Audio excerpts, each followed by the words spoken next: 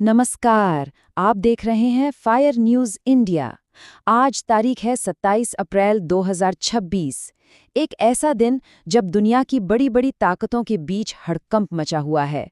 हम आपको बताने जा रहे हैं वो हर बड़ी खबर जो इस वक्त पूरी दुनिया को हिला रही है। एक तरफ व्हाइट हाउस पर हमले की कोशिश, दूसरी तरफ ईरान में युद्ध का खतरा गहराता जा रहा है। और इन सब के बीच भारत के लिए एक ऐसी जबरदस्त जीत जो शायद इतिहास ही बदल देगी।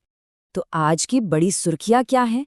ट्रंप की सुरक्षा में बहुत बड़ी सेंध, ईरान में युद्ध का संकट जो गहराता ही जा रहा है, भारत की 20 अरब डॉलर की वो ऐतिहासिक डील। और देश में देखें तो पश्चिम बंगाल चुनाव में तनाव, पुणे में एक बड़ा ट्रेन हादसा और उत्तर भारत में गर्मी का कहर। तो चलिए शुरू करते हैं हमारी पहली और सबसे बड़ी खबर के साथ, जो सीधे अमेरिका से आ रही है। व्हाइट हाउस की सुरक्षा में एक ऐसी चूक हुई है जिसने पूरी दुनिया को सच में हैरान कर दिया है। तो ये हमलावर है कौन? इसकी पहचान हुई है 31 साल के कोल टॉमस एलन के तौर पर। लेकिन सबसे अजीब और चौंकाने वाली बात है उसका निकनेम। वो खुद को बुलाता था द फ्रेंडली फैमिली असैसिन, मतलब एक दोस्ताना पारिवारिक हत्यारा। सोचिए जरा, इसका क्या मतलब हो सकता है? तो आखिर हुआ क्या था? देखिए, ये घटना हुई वॉशिंगटन हिल्टन में, व्हाइट हाउस के एक बड़े डिनर के दौरान। वहीं पर एलन ने सीधे सीधे प्रेसिडेंट ट्रंप को निशाना बनाने की कोशिश की। उसने सिक्योरिटी चेक पॉइंट को तोड़ने की कोशिश की और इस हाथापाई में एक ऑफिसर घायल भी हो गया। लेकिन सुनिए, जो बात इस पूरी घटना को और भी ज्यादा सनसनीखेज बनाती है वो ये है कि उसके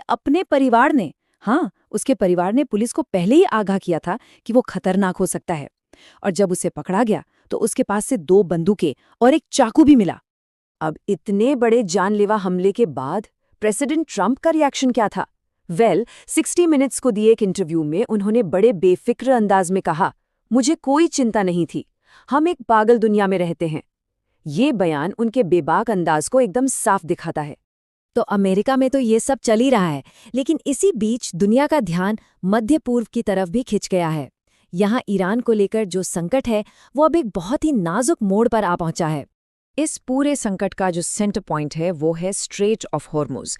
आप इसे समझिए दुनिया की अर्थव्यवस्था की लाइफलाइन। यहीं से दुनिया का एक बहुत बड़ा हिस्सा तेल सप्लाई होता है। अब अगर यहाँ कोई रुकावट आती है तो इसका सीधा मतलब है कि पूरी दुनिया में तेल की कीमतें आसमान छूने लगेंगी। तो अब इस जियोपॉलिटिकल बिसात पर नई चालें चली जा रही हैं। ईरान ने एक शर्त रख दी है, अगर अमेरिका अपनी नाकाबंदी हटाता है तो वो रास्ता फिर से खोल देंगे। दूसरी तरफ